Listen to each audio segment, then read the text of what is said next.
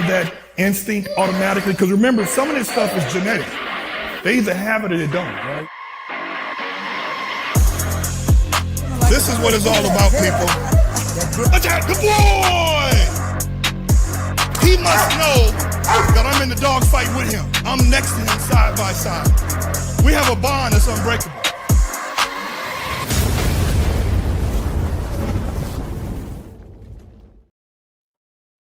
What's going on, guys? I'll be right back with you guys. Just come on in.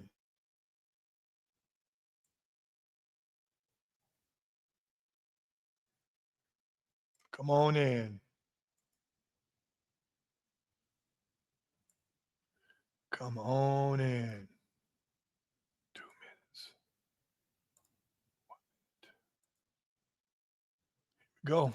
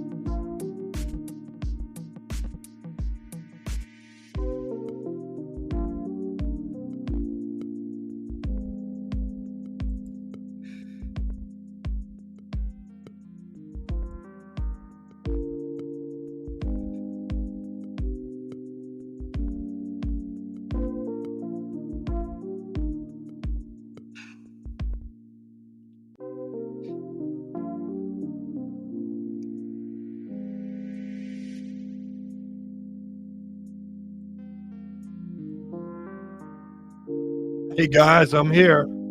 So let me just take care of that now.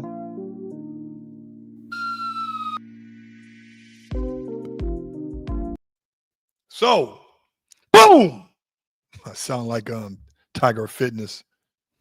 Anyway, thanks for guys for tuning in. Manny's running a little late. He's on CP time. CPT time, so you know what that means. Anyway, today's going to be interesting because every day this week we are going to have a guest on. Some are semi-famous, some are famous, some are not famous, some are hope to be famous because they have a story to tell. And today we got Manny on coming up, Manuel, and Manuel is out of I think he's out of Houston. He's out of Houston, Texas. Yeah, he's out of Houston. Yeah, yeah. Manny Golden is out of Houston, Ty Cal. And this is his in the meantime, guys, sign up for my weekly newsletter. You get all the latest and greatest about what's going on with the Doberman community, whether it's the intangibles or the tangibles. You know, this is how we get better. We educate ourselves. We are a community that polices ourselves. And I'm going to send you guys the link, sign up for the weekly newsletter. It's been dropped almost a month now. And so every week you get a new one. But then if you want to go back to the archives and see what the ones were previous, like the one previous was about ear croppings, you could check that out. You can pull that newsletter and start reading, man. Reading is powerful. Let me put that in the chat right here. Yeah. So I'm always going to ask people, these trainers. So I'm not a trainer. I am in a club. I do know how to train dogs, train my dogs, but I always yield to the actual experts that I say. And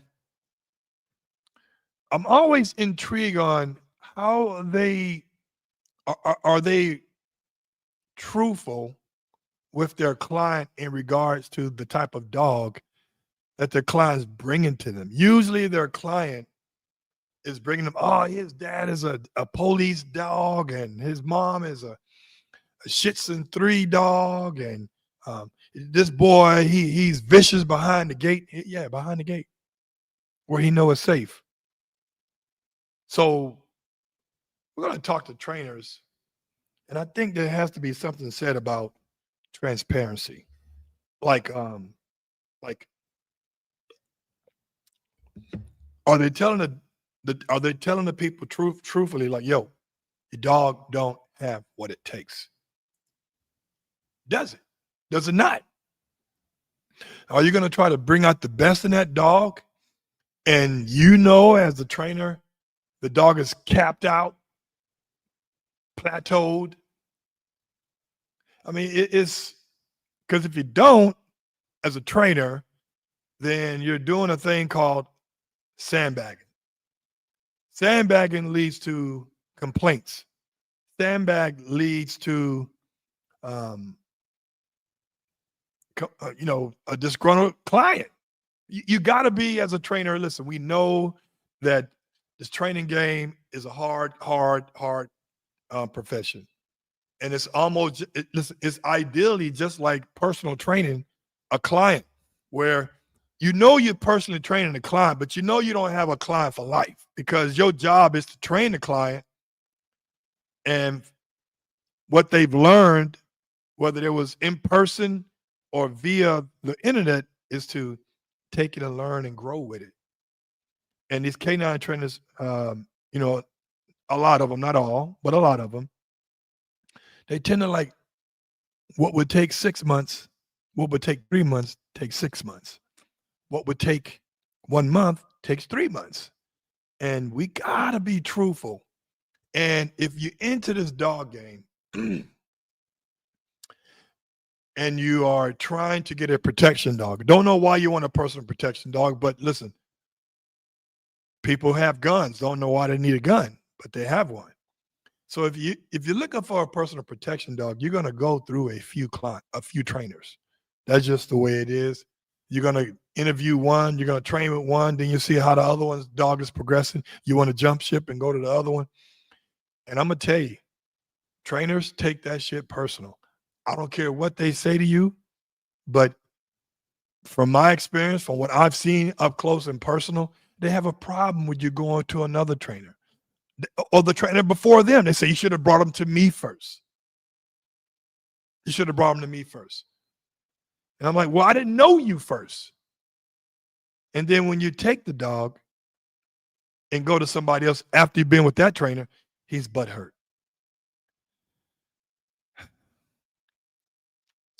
I know from experience that I have certain trainers that I deal with for certain things. I have one trainer that I deal with that I just want to bring out the prey drive. Bring out, because he's great with the flirt pole. Bring it out. That's what he's been doing for 15 years with me. The flirt pole. He knows how to get him to go, get him going, how to help him regrip, all that stuff. So I rock with him for that. Then I have a trainer that shows me how to get my dog to be civil, push forward, commit. You know, then I have a trainer for obedience, because some trainers don't like using treats for obedience. They like to use praise. Some trainers like to use treats for obedience and some praise. So it's iffy. So I'm waiting for Ty Cal to log in.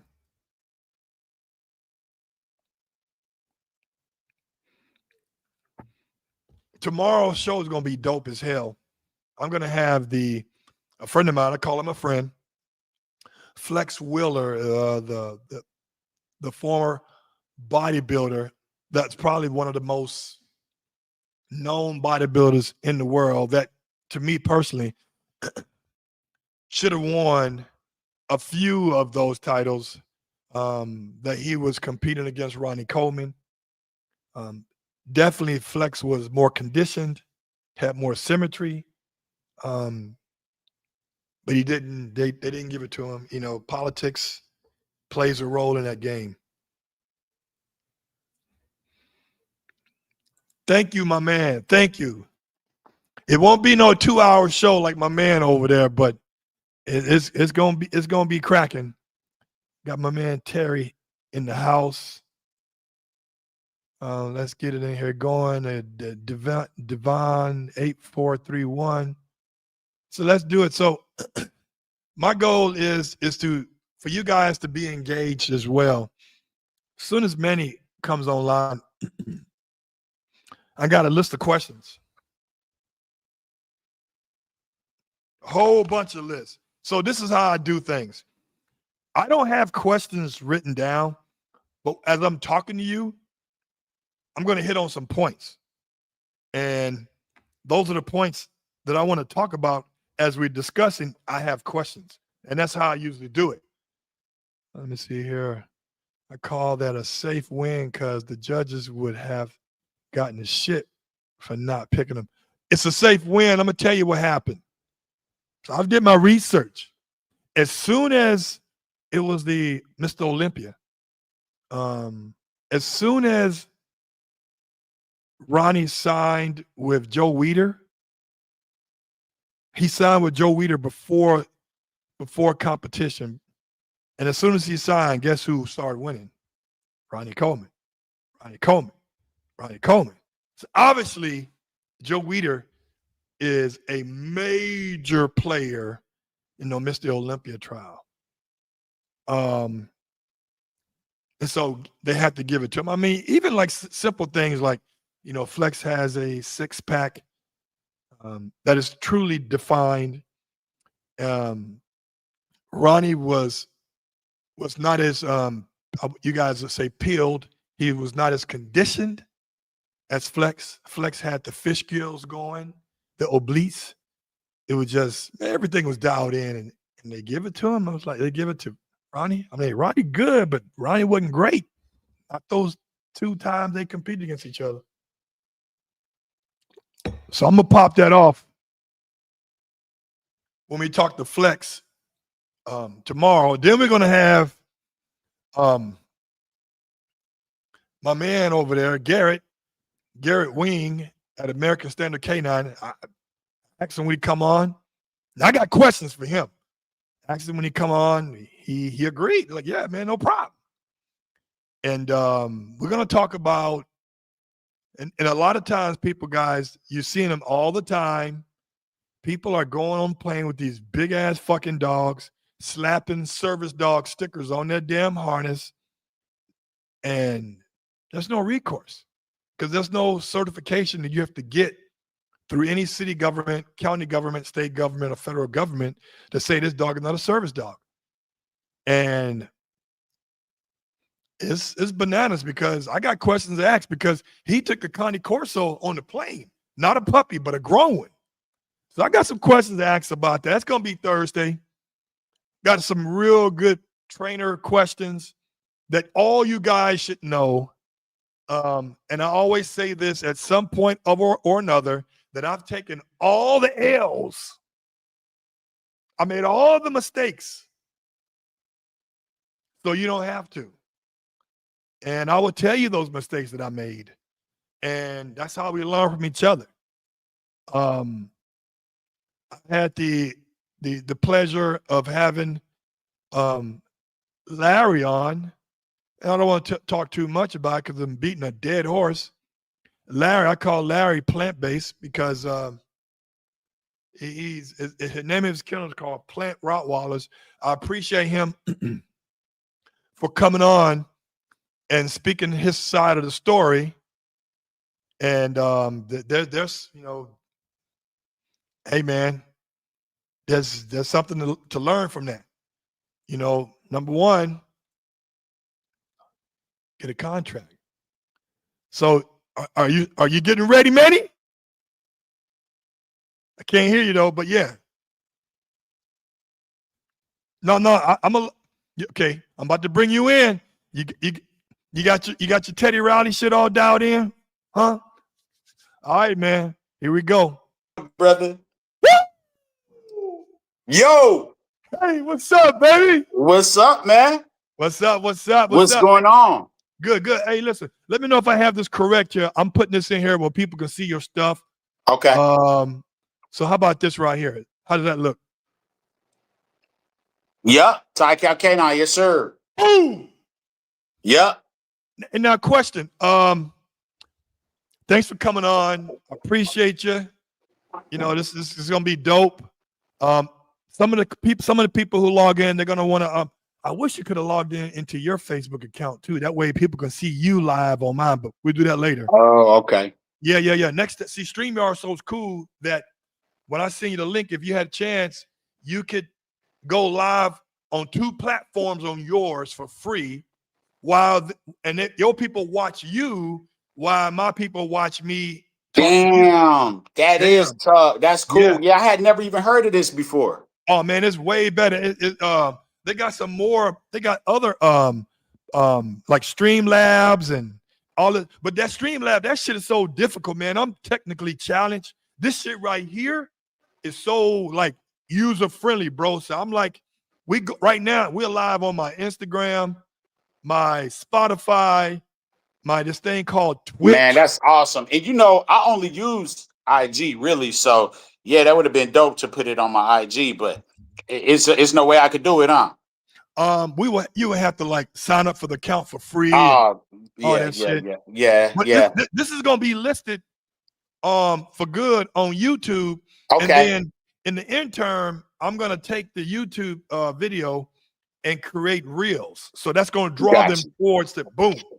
Gotcha. But man, let me get this cracking here, man. But man, thanks for coming, man, taking time out to come be with me today. No, of course, man. You know, I've been following you for a minute, man, and I really like what you're doing, man. There was, when you asked me, I was like, it was a no-brainer. Oh man, you know what's crazy though, man? It's like I've been following you for a while. We've been chopping it up online about the Adobe thing. I'm like, God damn. That's like, and I went to a YouTube channel Hey guys, if you want to follow my man Manny Fresh Golden, I call him Manny Fresh Golden. Go to his Instagram page, Ty Cal K9. He's based out of Houston, Texas, where my uncle, and this is true story, my uncle used to own like 6 Frenchie's Fried Chickens. Really, Frenchie's? Yeah, Man, Frenchie's is so good. Yeah, it used to be real good. I don't know how it is now, but I remember one of his Frenchie locations was right across the street from some mall. Okay. Yeah. Man, yeah, Frenchie's is the bomb. If you're a diabetic or you got high cholesterol, stay away from that motherfucker. No, I eat that shit. No. I'll be eating that, man. That shit is amazing. I know. So no, man, I want to take it all the way back. So tell me, man, tell the viewers who Manuel is, how long you been in the dog game, and what part of the USA you're located in. Yes, sir. So, man, I've been in the dog game now actively for about 15 years, bruh. I don't know if you remember back in the day. I'm gonna tell you how long I've been in the dog game. I don't know if you remember back in the day on Facebook. Yeah, I don't know if you was part of it, but it was a group called Dogs That Bite. Anybody watching? If you was around during the Dogs That Bite days on Facebook, you official. If you don't know nothing about Dogs That Bite, the Facebook group Dogs That Bite, you questionable. Because Dogs That Bite, man, that's where the real OGs were back then. Facebook, Dogs That Bite. That's how long I've been in the game, man. So I've been in the game for about 15 years. I'm originally from Phoenix. I moved to Houston, and this is where I started my business with dog training, man. Started out in PSA. PSA, decoy, competing in PSA. When I started competing in PSA, my dog was the youngest dog to title in PSA. Really? And they got mad at me. Yeah, they got mad at me. They was mad. I titled my dog at 11 months old. His name was Doter. I titled. That's who I made the viral video that everybody be copying now, walking over the decoys. I created that. Me and my guys, Ty Cal, we created that everybody be copying. That was Doter. So I titled Doter at 11 months old in PSA. They got upset with me because my dog was so young, but we passed with flying colors. Then I think Ty Nero came and killed me and titled the dog, I think at 6 or 7 months, some crazy shit. But yeah, my dog, up until then, my dog was the youngest dog to title in PSA. So that was man, we talking probably about 11, 12 years ago. Easy. Well, let me ask you this. So how high did you go in? Did you get a PDC, and did you get a PSA 1 or PSA 2? So I was at the 2 level, and then I ended up selling my dog Doter to Dwight Howard for $50,000. So he got a 2. He had a 2. Yeah. So I was at my first level of my 2. And then I sold the first leg of your 2? Yeah. Okay. And ended up selling my dog Doter to Dwight Howard at that time for 50 G's. What type of dog was that? He was a Belgian Malinois, man. Wow. The Belgian Malinois. Yep. Sold him, man. I was actively working with him, and I was all about sport, man. I was all about sport back then. And then kind of got jaded and kind of got out of it. Oh, boy, said you're right, man. You had a lot of debates in that group. It was real trainers meets. Hell yeah. Dogs That Bite. Man, if you was part of Dogs That Bite, bro, I'm talking about it was all out smack down, drag out fights. It was everything, man. Dogs That Bite was where the real trainers, real dog men were back then. If you was in Dogs That Bite on Facebook, in that Facebook group years ago, man, you know what I'm talking about. Did they close that group down? Because you know how they closed it down. Yeah, they closed it down. But man, there was a lot of guys from the East Coast. It was guys from everywhere on that page. Man, it was actually, man, come to think of it now, it would be really dope to have something like that again. I just don't know how it would work now. The game is so saturated now. But back then, man, you talking about you talk about 12, 13 years ago, man. 14 years ago almost. So it was a different time in the dog game back then, man. Okay, let me ask you this. Like, what? This is a good question. Question number one. How old are you right now? How old are you? I'm 45. Okay. So what's your favorite movie? I'm just going off the cuff. What's your favorite movie? My favorite movie of all time? All time. God, man, that's tough, man. You know what a hard question that is? Man, I can tell you right now. Can I give you three? Okay, three of your best movies that you can watch right now. Like, fuck this. I'm watching this movie again. And you know how it goes. You know every verse. Which one? I got two right now off the bat that I'll watch tonight.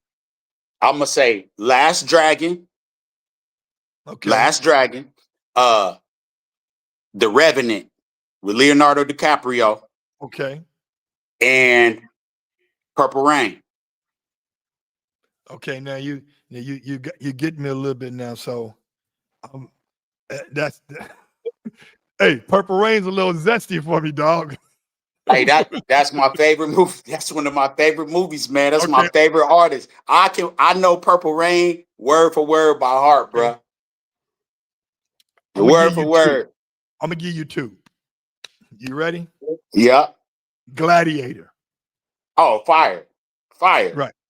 Terminator 1 and 2. Fire. One is so raw. Terminator 1 is off the chain. And Predator. Ooh, bro, I just watched Predator because I went to see Predator yesterday. The newest one, I went to see it yesterday in the movie theater. So we watched one not too long ago. Yeah. It was my boy. Predator was off the chain. I could watch that 100 times too. Yeah. Yeah, no. I always like try to ask people that because it tells me like because the movies you mentioned and the movie that I mentioned, Gladiator, it had a premise. It had a storyline. Right. It had honor, it had love, it had deceit, it had failure, right, and it had retribution. Yeah. You know what I'm saying? It had a storyline. So for me, it that's why Gladiator, even as that new Gladiator came out with Denzel, I'm like, when did Denzel start putting in Training Days, Attitude? First of all, blacks weren't even up there sitting in the stands with those cats, man. You was one of the guys getting ate up by the tiger. What the fuck is that? Facts. Hey, man, but did you like The Revenant with Leonardo DiCaprio where he got ate up by the bear? The Revenant was cool, but I think Leonardo's best work was in Deception. It was called Deception. God damn, it was when he can go back to sleep. He can go into this into another world. It's got I ain't see that one.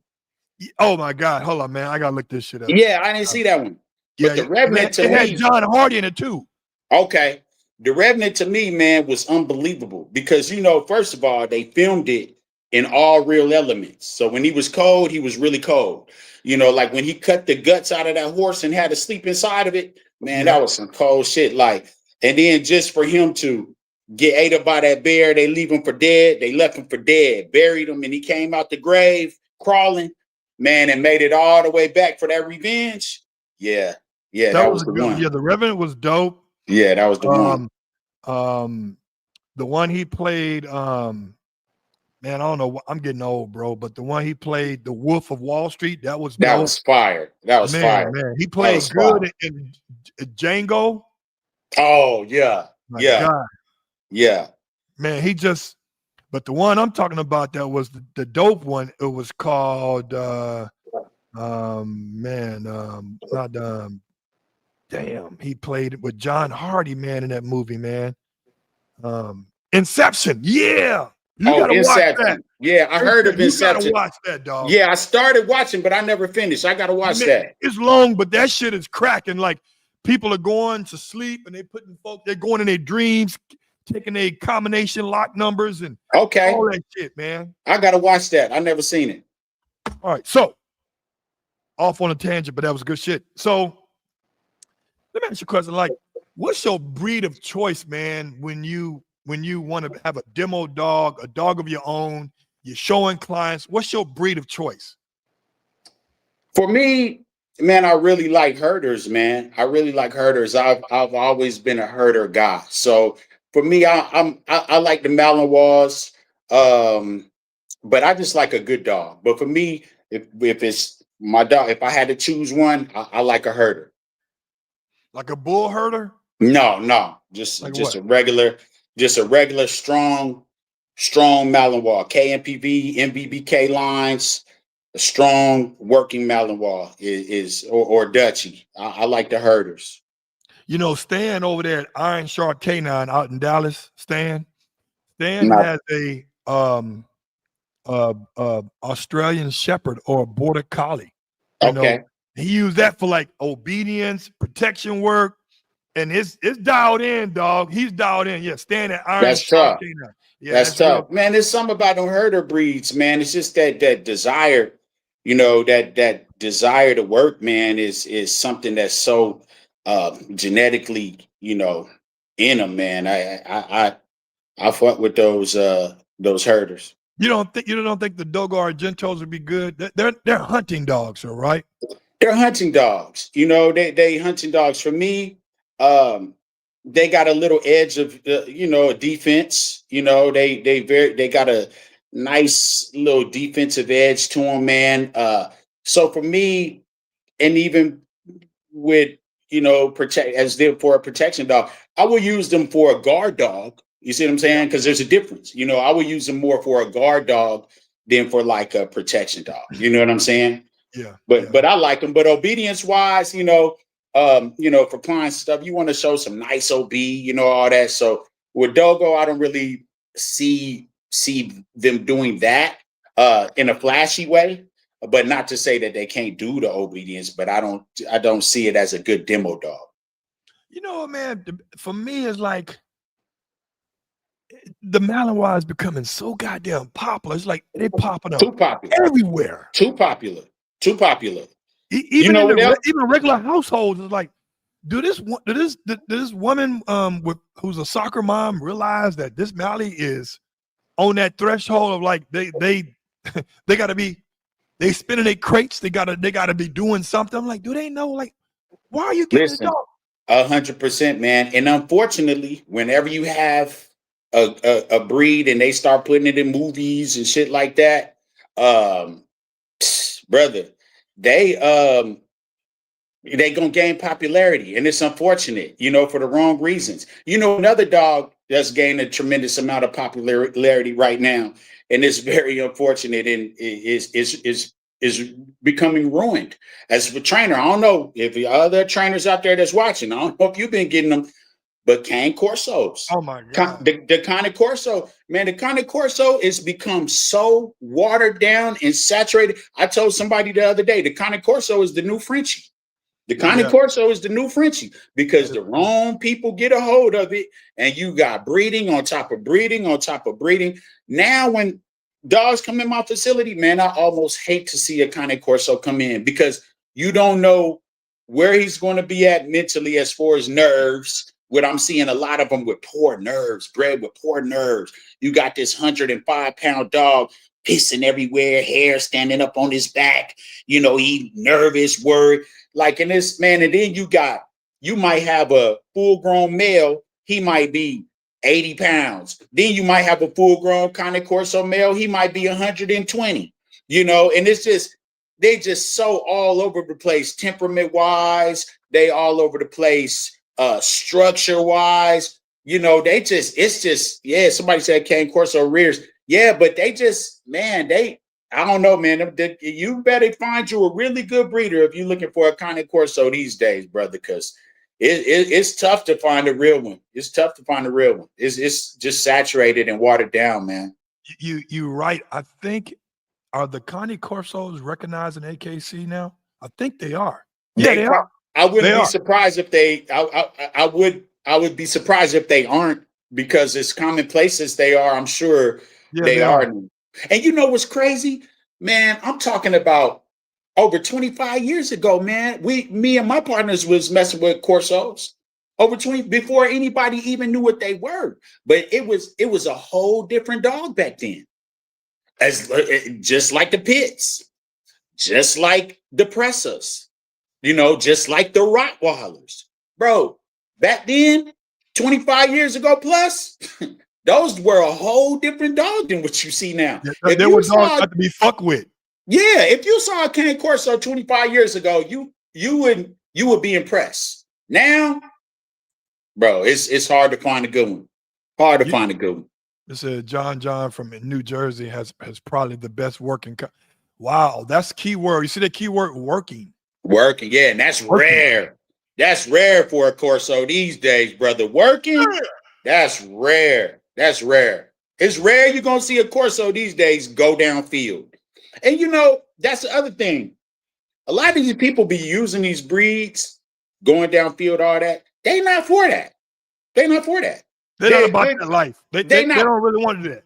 And they're not for that. A Pressa, a Corso, a Dogo, they're not for that. A Borbo, they're not for that. They are a guard dog. They are a guard dog. They not what I would call a protection dog. They're not a pursuit dog. They're not meant to go downfield and hit somebody in the pocket and swing. That's it. That's not what they're really for.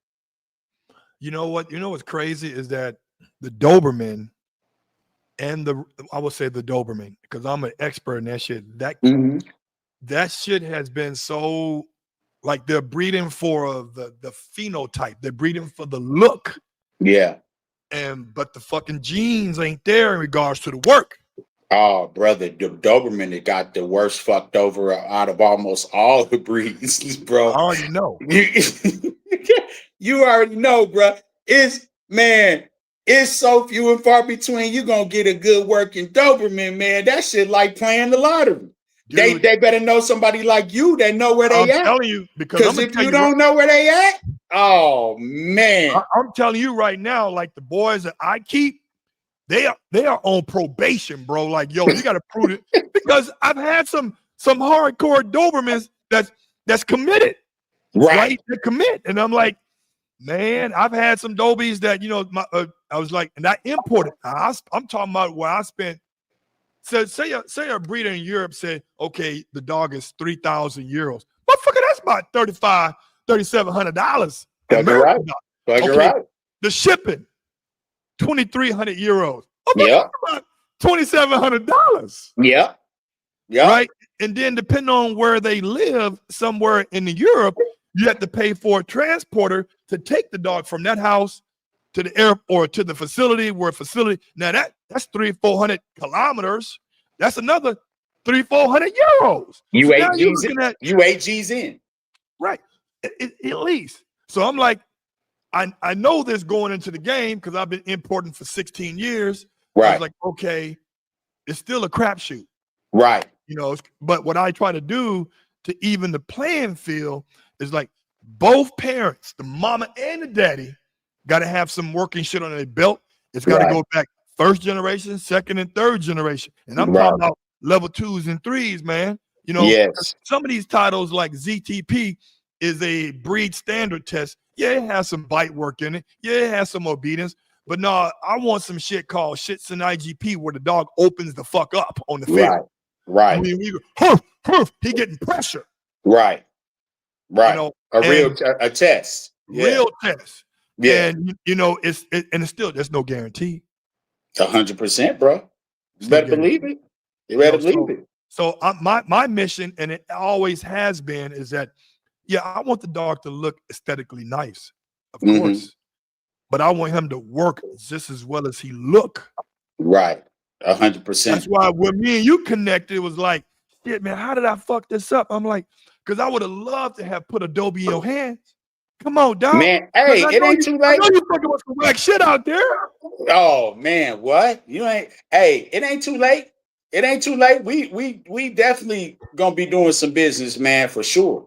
We definitely gonna be, because a lot of what I do, bro, is a lot of it is not for me. A lot of it I get for clients. You know what I'm saying? Like I go get dogs for clients. I import dogs for clients. I get dogs for my clientele. So a lot of the time that's what it is. But I'm training it. So I always want, to have the best start for myself as well. You know, Right. if I got to get a dog for somebody, I want to be able to work, you know, and I want to make my job easier. So I always looking for some good dogs. Let me ask you a question. Who I mean, I tell you, I use Jaime a lot out of Miami. Who you use for custom brokerage? Man, who is this lady? Man, Jean something. Jean. I have to look at my email. I forget what her name is, man. But I use them all Yeah. the time. Let me tell you something. They cut a So I use lot the of red same. I tape. use the same lady all the time. They cut a lot of red tape, homeboy. I'm like, Yes, they make your job, they make your life a lot easier, brother. Then all you got to do is go pick it straight up. You ain't got to go you through ain't gotta meet with customs. customs and make an You ain't got interview. to, man. Trust me, I done been there a million times, done that a million times. That broker is worth that little 200 with it, like 275 you pay or something. Whatever. It's well worth it. It's well Yeah. worth it. So let me ask you a question about this training. So there's been a big debate. And I'm gonna talk. I have another trainer coming on this Thursday, Garrett Okay. Wing. Garrett Wing from American Standard Canine. And the question I'm gonna ask him, I'm gonna ask you, is that, and when you're dealing with working dogs or herders, I've always felt, this is me personally, and I'll explain why. I Sure. always felt that, like, let me give you a full circle. So there's a lot of people that buy dogs off of my boys. And I said, are you going to put some protection training? She said, I don't want to do that. I don't want to wake it up. And then you can't turn it off. And I don't want to flank them or put them on a table. And, cause I'm afraid I got kids. I'm like, protection training really is obedience training. And let me tell you why. Okay. When you're doing it, protection training with a good trainer, we're putting them through scenarios, right? To desensitize him. We're exposing them to what may or may not happen. Sure. Right? Like, when you know how some granola ass people that say, hey, can I touch your dog? And like, whoa. See, now my boy would know how to respond to that. Right. Because he's seen that before. He knows not to respond to. I say, attack. Right? But when a dog is not exposed to those where a person's rubbing on the dog and touching the head, kids don't know how to approach animals. Most certainly. Right? Then when you go through protection training, it hits on all of those bullet points.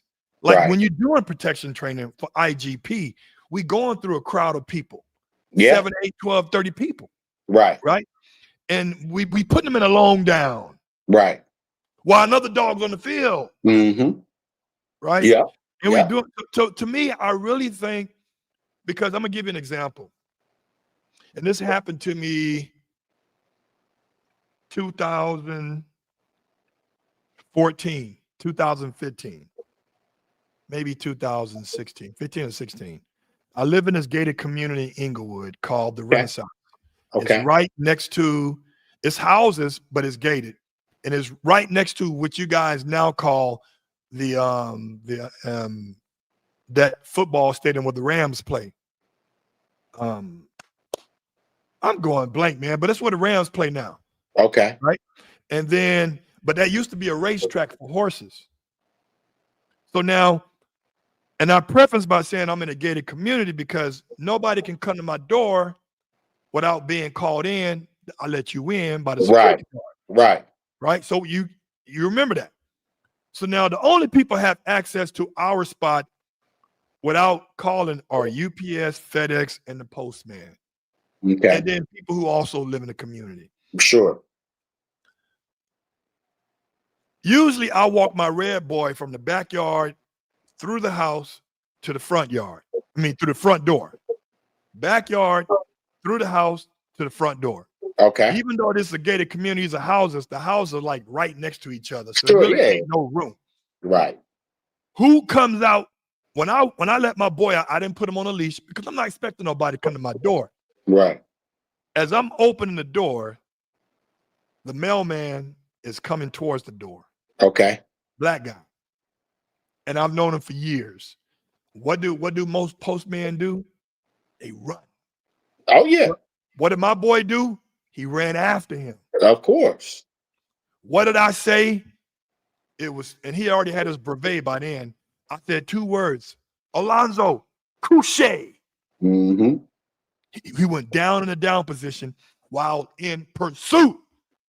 That's great. That's excellent. That's excellent. Now, can you imagine if that happened? If I didn't train him to, if I didn't do a call off, I didn't go to those scenarios, You would have been asked out. I'd have been fucked. Yeah, you would have been asked out. You would have had a lawsuit. And I would have had a lawsuit. I'd have lost my insurance because he Most ain't certainly. on my homeowner's insurance. Most certainly, because the mailman is supposed to come deliver the mail. Dude, He was in the right. me and Alonzo have did that scenario so many times where a decoy is at the other end of the field, and I said attack. He's going, and I said Alonzo, OPA. He comes on back, boom, come right here in the hill position. It's extremely important. Obedience is extremely important in the protection. It's extremely important. It's mandatory. So that's why I say protection training is really obedience training, because you are. So my question is, what do you think about that part? I think you're 100% right. See, this is the thing to me. These days, everybody is all about protection. I ain't even gonna lie to you, brother. Gee, when I'm scrolling on Instagram, I don't even watch protection. If it's a protection video of people trying to, I don't even watch it. I don't watch it. Like now when I'm scrolling, I like all my partners, my trainers out there that I rock with. I can hit the like button, but I'm not watching the video. Like, because I'm so, bro, the protection is so saturated now. I'm sure people don't want to watch my protection video. It's just so saturated that it's not impressive anymore. Back in the day, protection you may want to watch it a little bit more. Used to be a little bit more inside. Now, bro, the dog game is so saturated that I don't even watch protection training anymore, man.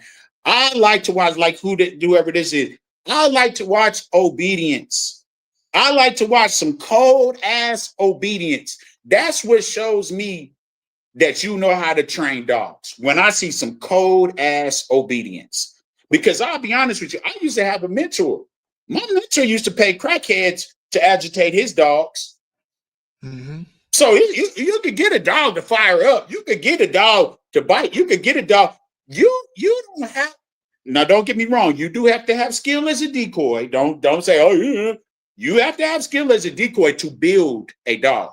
But once a dog is built, I'll get you. You can give a crackhead $20 to agitate my dog. I let a finished dog bite anybody. You see what I'm saying? Because it's not a dog that needs to learn some things and be built up. I let a finished dog bite anybody. Obedience is the most impressive thing to me when it comes to dog training. If I see a trainer with some cold ass obedience, that trainer, that's where they get my respect from. It's not the bite work. That shit is easy. I don't even watch that shit. Let me see somebody dog with his behaviors and his movement. Let me see that shit. Let me see, like you said, some obedience within the protection. Let me see you send your dog and stop that motherfucker right before he get to the decoy on the down. Then from there, let me see you bring him back to heel and he don't even break eye contact with you. Then let me see you make him focus back on the decoy. Then let me see you make him focus back on you. Now we talking about some shit. You see what I'm saying? Because that's control within the chaos. If you can have that control within the chaos, man, that's some amazing shit. For you to be able to get a dog to give you something when he wants something else so bad. You guys are dialed in. That's the true test of a dog trainer. And that's what is really impressive, or what impresses me about a dog trainer, when he can have control within the chaos. It's not the chaos itself. Chaos is easy to create. It's easy to create chaos. But can you have some control within the chaos? So check this out. Leads me to another statement. What's funny to me when I go online, and people, you guys got to understand what you're looking at. What's funny to me, and here's the again, I'm not a trainer, but I've been in training clubs. I've titled my own dogs, and it was called IPO then. They Yes, sir. So I know what it takes. And I know when dogs can't do what they can do and you break a dog. I know all that. But what I'm saying is, what's funny to me is when I see all these videos of these decoys with this suit on, this sleeve, why, with the stick, why, and they agitating the dog. And people, I said, oh my God, great work. I said, take that shit off. Take all that shit off. I want to see this motherfucker civil.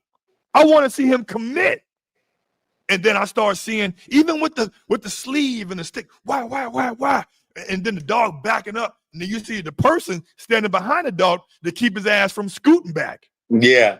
But see, nobody's seeing that part. They see the dog, all right, well, he may be fucking just nerves is bad. He may be defensive. That don't mean he gonna commit to shit. Right. Facts. You know what? And how about this? Why?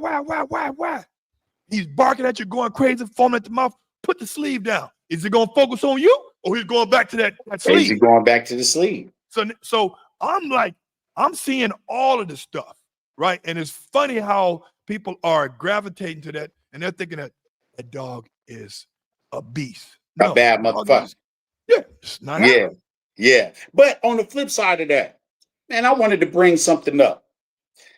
So, you see a lot of decoys, and I saw a video the other day somebody sent to me, and you probably seen it. A dog had a muzzle on, and this decoy was fucking over this dog. Like, he was tossing the shit out of this dog, slamming this motherfucker. You might have seen it. Is that my video that I had on from Rough House, where he was slamming him against the door? He was beating the shit out that dog. With a styrofoam, with a Nerf bat.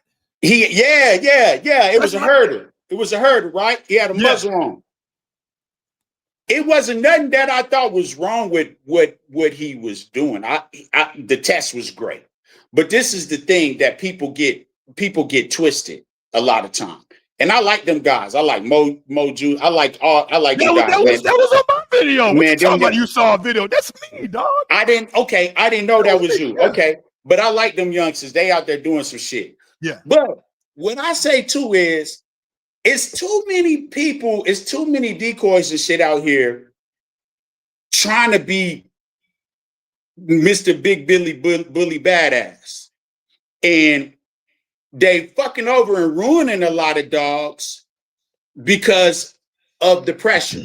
That dog itself, that dog was exceptional.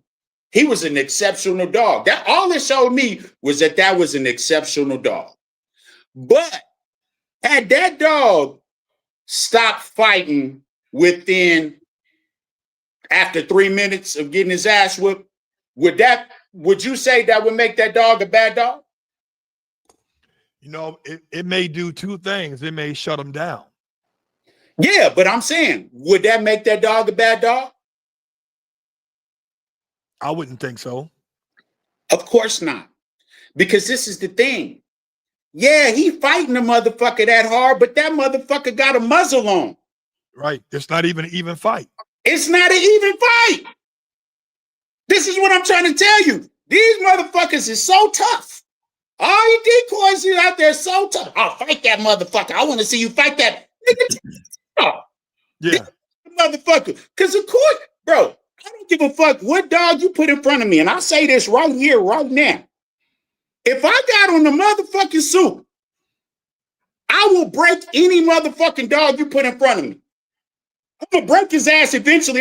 You know why? Because he can't hurt me. Right. You got a suit on. He can't hurt me. So what is impressive about me running or breaking the dog if I got on a suit of armor? That's like you fighting Floyd fucking Mayweather and you got on a whole fucking suit of armor, and then you talk about, oh, I beat Floyd Mayweather. Floyd Mayweather ain't had no armor on. You had on a whole suit of armor. Yeah, you beat Floyd Mayweather. So somebody in the comments said, oh man, he would have killed if that dog didn't have a muzzle on, he probably would have killed that dog. No, vice versa. If that strong ass motherfucking determined ass dog didn't have a muzzle on, he would have fucked that dude over 100%. Because there was another video from them same guys where I think Mo Juice, shout out to Mo Juice, love what he doing. Some handler or something fucked up, and the dog either got out of a crate or the dog broke away free while he was working another dog. You seen that video? Yep. And the dog caught him off guard and hit him while he was working that puppy, right? What is the first thing Mo Juice did when he did that? Did he hang this motherfucker up and put him on the wall? Did he roll over this motherfucker? Did he do all that? Hell no. You know what he did? He held that motherfucker's head right where it was, so this motherfucker couldn't push in and fucking initiate maximum damage, which is what all of you motherfuckers is gonna do if a dog get on your ass. You're not gonna pick him up. You're not putting him on the wall. You're not rolling over this motherfucker. You know what you're gonna do? That motherfucker gonna bite, and you're gonna hold his head so he don't push in on the bite. And you're gonna yell, come get this motherfucker. Somebody come get this motherfucker. The last thing you're gonna do is try to fight this motherfucking dog. You gonna hold, unless you on PCP, you gonna hold this motherfucker like Mo Juice did. Mo, watch the video. He held the dog right there still. So this motherfucker could not do nothing else. It wasn't no slamming, rolling, picking up, standing holding this motherfucker in the air, rolling flips over this mother. It wasn't none of that shit. It was this motherfucker flew from the outside of the video angle, and he held that motherfucker on the ground just the fuck like this. So all that tough guy shit in the suits and all that tough guy shit with the muzzle on, it's great to test the intent of a dog. I get it. But don't get it twisted. If that dog would have quit after 2 or 3 minutes, that don't make the dog a cur. You're not giving the dog an opportunity to see a victory, to see a win. So he got a muzzle on. He's like, damn, well, I keep fighting this motherfucker and there's no end in sight, right? So don't get it twisted. It's great to see the intent. I like it. But don't think that just because you got a suit or you got a dog in a muzzle and you cur a dog out, that dog is truly a cur. Because that may not be the case. That may not be the case, because it's a lot of dogs that dog without a muzzle will fuck your ass up without question. I love that dog. I want that. That motherfucker was raw. And it's the thing somebody in the comments made me just think, because I'm like, nah, if he didn't have a muzzle on, dude would have been fucked. He wouldn't have been fighting shit. Because as soon as that dog would have grabbed his ass, he would have held on to this motherfucker. Because he don't want this motherfucker to push into the back of the motherfucking mouth and take a chunk out his ass.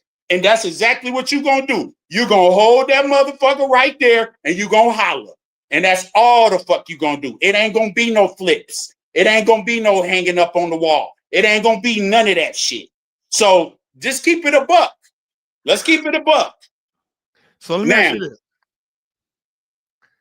Now, most of the new dog owners or seasoned dog owners who never had protection training in a dog or had semi-protection training, they're getting these dogs now. We talked about where they're washing out the drive. They're washing out the intent of the dog. That it factor. Yes. So how are you telling these clients now who's bringing these Connie Corsos and these Pressers and these Rotties like, yo, this motherfucker ain't got what it takes? Well, I think he does. And then you flank him, now he shut down or he flipped that switch way. Everybody his enemy. How are you dealing with that now as a trainer? Man, it's very difficult. But the thing is, you know what make it difficult is the client. It's not difficult when the client listens. You know what I'm saying? When they actually listen, you know, exactly, brother. You ain't fighting on no dog that got his teeth on you. For you goddamn right. You ain't lying. But what your question, when people come in and they have a dog that he ain't got it, I'm gonna tell him that the dog he ain't got it. I'm gonna tell him he ain't got it. Because for me, I'm not even gonna lie to you. My mentor, man, My mentor was the type of dude that he didn't give a fuck what dog you posted up. He was gonna get this motherfucker to bite one way or another, right?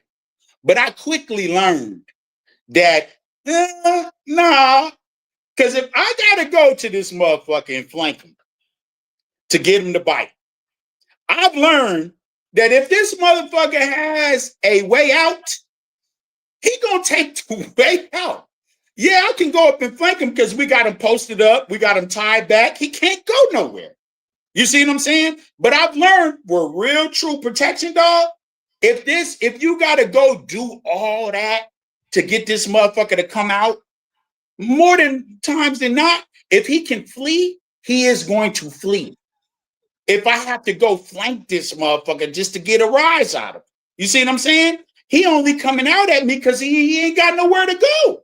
He can't move. He can't go nowhere. Move. He got it. He gonna either fight, and my mentor said he either gonna fight or he gonna fold. Well, yeah, he might fight because he ain't got nowhere to go. But if you leave this motherfucker off leash and you come in the house, this motherfucker running under the bed because he don't have to fight you. So it's tough, man, to talk to clients and tell them, you know, hey, your dog don't have it. Some people might say, well, can you just get him the best that he can be? And at best, sometimes it might just be showing a deterrent. But if anybody come and put pressure on this dog, he's not going to be able to stand up to this pressure. And you just have to be very honest. And I try to be very honest because Houston is fucked up. I don't know if you know that, but we it's rough out here right now, bro. We the number one in human trafficking.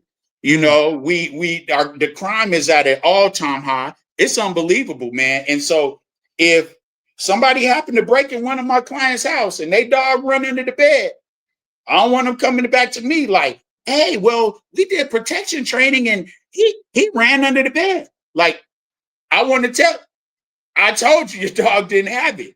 You see what I'm saying? Like, I'm going to tell I don't want anybody to have a false sense of security. So when I evaluate the dog, I can tell you right then and there if your dog has it or not. I've been in the game so long now that I'm past the point of pacifying people and their dogs. You see what I'm saying? I'm not going to pacify these motherfuckers anymore. If your dog have it, he have it. If he don't, he don't. You see what I'm saying? And I'm just sick of trying to, okay, well, yeah, go flank them in. Man, yeah, because that's going to look good for right there at that moment. But if you got this dog out and he is able to get away from being flanked, he gonna get away from being flanked, just like he trying to get away when he tied back. He just can't get away. You see, so you got to just be honest with people, man, and tell them the truth. And if they say, well, can you get my dog as good as you can get him? You got to be honest to them about how good that is. What does that look like? What is that picture? Yeah, I'm going to get your dog as good as he can be, but this is what it's going to look like. If somebody really put pressure on this dog, he may not be able to stand up to it. You see what I'm saying? You got to be honest with these people and tell them. Hey, guys, if you want to follow Manny, he's on Instagram at TyCalK9. You got to check him out. He got some good shit on there, man. Thank you, brother. I appreciate it. Let me ask you this. So this is a big debate. I don't really think it's a debate, but I've seen this from different trainers. When it comes to obedience training, some trainers use treats. Uh-huh. When I say obedient, during training, sure, some trainers use treats, and some trainers say, we're not using treats. We're going to use praise. Okay. Which one do you recommend? Because for me, and I will say this and let you have the floor. Sure. Treats is their pay. It's their money. Mm-hmm. That's how they get paid. Right. Right. Mm-hmm. I don't know how many times you're going, good boy, why lie? I mean, how many times you're going to say, okay, daddy, you've done this before, but listen, I want my money. What do you recommend as far as encouraging and promoting obedience? What are you using? Man, see, I don't want to give out too much, but I'm gonna drop some gems. I'm gonna drop some gems. And I know all the trainers, y'all know everything, but I'm gonna still drop some. For me, I'm starting out with I'm treats 100%. Treats from when my dog is a puppy. I'm using treats, right? I'm using treats. I'm using treats from a puppy all the way. Of course, I'm gonna fade out the treats, right? I had a guy ask me the other day, because the reason I'm using treats, let me get back. Reason why I'm using treats is because I want my dog highly motivated. I want to use in every aspect of dog training, you should be using the dog's innate drives in order to achieve the goal that you're trying. That even goes with protection. So we want to use the dog's food drive, his drive to survive, his drive to eat, in order to get behaviors, in order to manipulate those behaviors, in order to manipulate the dog to get what you're looking for. I'm using treats because I want my dog highly motivated. I want to use his drive. I want to train in drive. So I'm going to use his food drive. Now, somebody asked me the other day, well, if that's the case, then why wouldn't you use a ball or something that the dog really wants? Yo, Malinois, his drive for the ball is higher than the treat. That may be true. But here go a Jim. I'm using, if I'm using a ball for my Malinois, whose drive for the ball is so insane. If I go directly to the ball, what do I have left? Right? If I train my dog with treats, I still have the ball to go to. I can speed all that shit up I did with the treats. I can speed all that up with the ball, right? But if I use a ball first, where do I have to go? It's kind of like a female. You just met her. You have a nice date. Y'all went to dinner. You took her to Frenchie's Chicken. Y'all go on a date afterwards. She throwing her best lingerie, right? She give it to you. Good, best lingerie. You see her the next weekend. She throwing some more lingerie. That's on your second time smashing. Now you've been with her for a month straight, right? Ain't nothing exciting. You know that, right? Yeah. Now you go on a honeymoon, and she have lingerie. Where does she have to go from the lingerie? She already done showed you the ball. Yes. She done showed you the ball already. Where's the motivation? Where's the motivation after that? She done already showed you the ball. She could have gave you some treats first and then hit you with the ball on the honeymoon. Yeah. You would have been highly motivated and you would have been trained up until then, but the ball would have took you to a whole nother level. You see what I'm saying? So I'm using the dog's motivation, right? Because I want to use motivation, but I want to say the highest motivation to finish everything. You see what I'm saying? By the time I'm using the highest motivation, my dog knows some things already. Mm-hmm. And you can slow it down with multiple rewards. Facts. 100%. Yeah. So I'm using my dog's I'm using food. I want to train my dog in drive. Training with praise, once again, nobody working for free. And praise, that only people look, I would say praise. I wouldn't even say it would work well. But if your dog never got praise, possibly.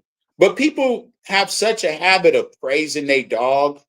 People like my dog, put it like this. On the way here, I'm driving, my dog on my shoulder. I'm petting him like this. Just not even thinking.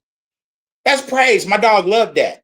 So then if I'm training my dog and I'm doing that, it's like, shit, I get petted. I get praise. You know what I'm saying? Like, you know what I mean? So praise to me, it's cool, but I feel like it's too common of a reward. Right. So let me ask you this then. This is important. What's the most important one command? And I'll tell you mine. Okay. The most important command that you can ever teach a dog is one. Well, it's a lot of commands that are important, but the most important command that I have to teach my dog, that I want him to know that one, it's called leave it. And I'm going to tell you why. Because dogs don't have fingers and hands. Right. They use their mouth to pick up shit. Everything. Dogs get sick, they die, they swallow shit, get clogged in their guts, and they can't pass it out. People trying to poison your dog. They give your dog treats. You don't know where the fuck the treats coming from. The number one command for me, among others, is leave it. What's the number one command? That's a good one. Which one for you? For me is down. So down, a downstay, a solid downstay, because in my opinion, you could stop a lot of shit by telling your dog to down, and that's it. Down. And that motherfucker, he can't go for what he's trying to go for. He got to stay where he's at. It's just good for a lot of shit. Down, because the police come in and they about to walk up and talk to me. Down, because you want to go bite this motherfucker and I don't want you to. Down, because of us another dog that's about to approach. Down, a solid downstay where your dog is proofed and can go through anything through that downstay. That's the most important thing for me, is a solid down. Yeah. Recall is definitely a good one too. Yeah, recall. That's so important. Mm-hmm. When picking up puppy, this is a good thing. That's any trainer. When picking up puppy, Sure. What are you looking for? Picking a puppy for yourself. Okay, so for me, obviously, I want my dog to work. Right. I want my dog to work. I want a dog for me that I'm looking for the first one. And it's funny you said that, because I had a litter. I had a litter of 13, man. I don't know if you saw that crazy video of me taking all of them to the pet store with me, following me.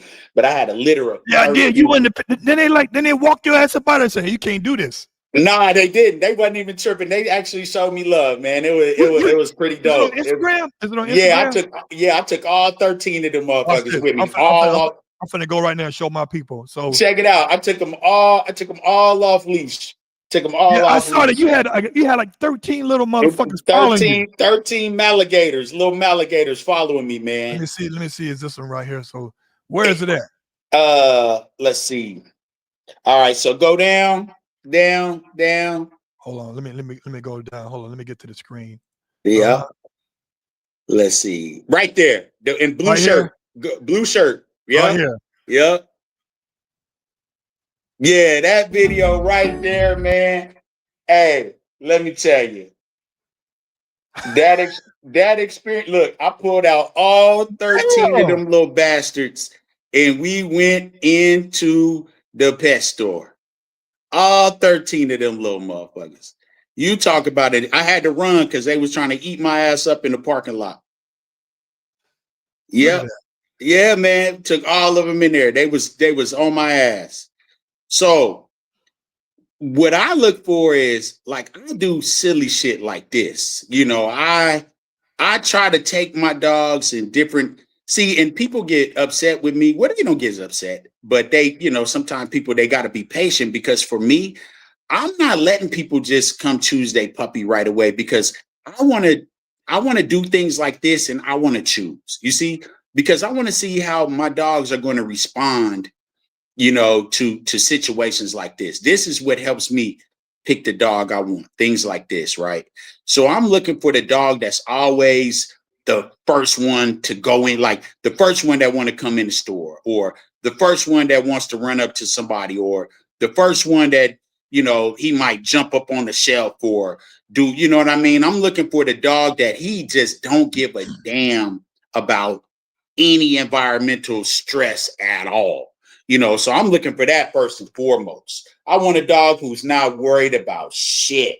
He the first, like when I had them in their pen, man, the dog that I picked, he was the first motherfucker always out. I would come home, he'd be the only one outside of the whelping box sleeping. And I'm like, how is this motherfucker getting out? Like that's the type of stuff I look at. And I'm like, yeah, you probably that motherfucker that I want. So you're gonna keep one from that litter, aren't you? Yeah, well, I did keep one, and I ended up selling them, man, because the people that they offered me, they made me an offer that I could not refuse. That's what I said. Listen, absolutely, every dog has a price. Every single one. People was asking me when I sold that dog to Dwight Howard. They like, man, you sold 50,000? Hell yeah, I'm selling them 50 G's.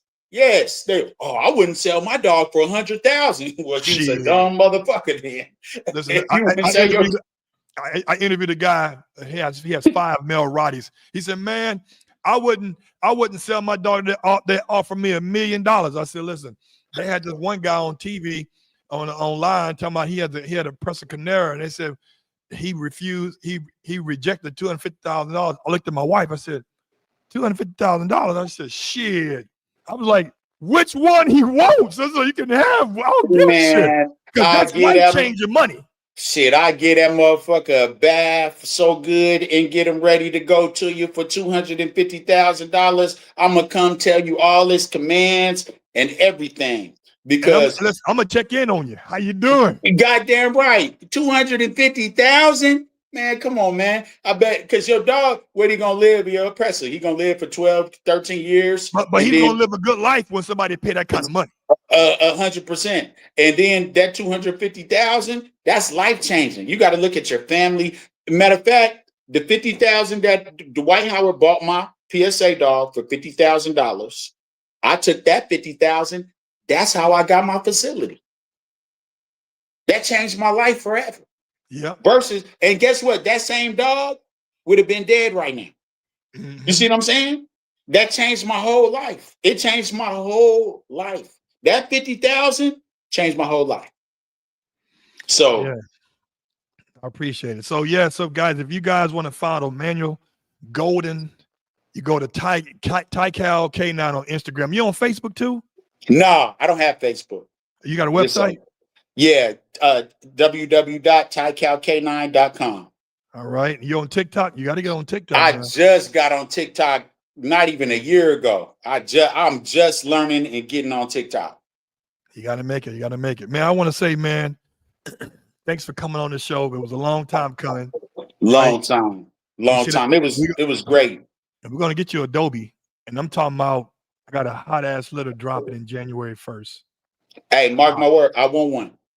I want one.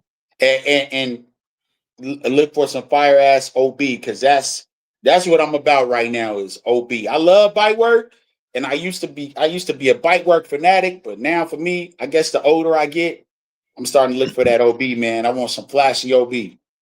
All right. Well, I appreciate you coming on, Manny. And I always tell my guests before we leave, and I tell the people out there watching, I say, listen, stay resilient, but be responsible. Most certainly.